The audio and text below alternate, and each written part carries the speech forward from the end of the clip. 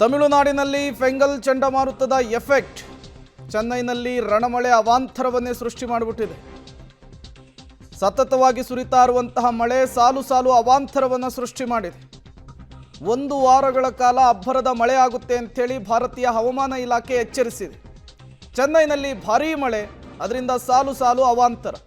ತಿರುವಳ್ಳೂರು, ಕಾಂಚೀಪುರಂ, ವಿಲುಪುರಂ, ಕಡಲೂರು, ಚೆಂಗಲ್ಪಟ್ಟು, ಪುದುಚೇರಿಯಲ್ಲಿ ಮಳೆ ಅವಾಂತರವನ್ನೇ ಸೃಷ್ಟಿ ಮಾಡಿದೆ. ನೀವು ಕೂಡ ವಿಜುವಲ್ಸನ್ನು ಗಮನಿಸ್ತಾ ಇದ್ದೀರಿ.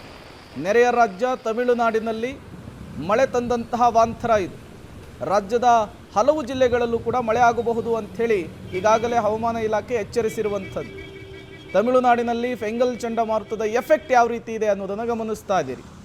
ಜನಜೀವನ ಅಕ್ಷರಶಃ ತತ್ತರಿಸಿ ಹೋಗಿರುವಂಥದ್ದು. 1 ವಾರಗಳ ಕಾಲ ಭಾರೀ ಮಳೆಯನ್ನು ಈಗಾಗಲೇ ಭಾರತೀಯ ಹವಾಮಾನ ಇಲಾಖೆ ಘೋಷಣೆ ಮಾಡಿದೆ. ರಾಜ್ಯದ ಹಲವು ಜಿಲ್ಲೆಗಳ ಮೇಲೂ ಕೂಡ ಈ ಚಂಡಮಾರುತದ ಎಫೆಕ್ಟ್ ಬೀರುವಂತಹ ಸಾಧ್ಯತೆ ಇದೆ.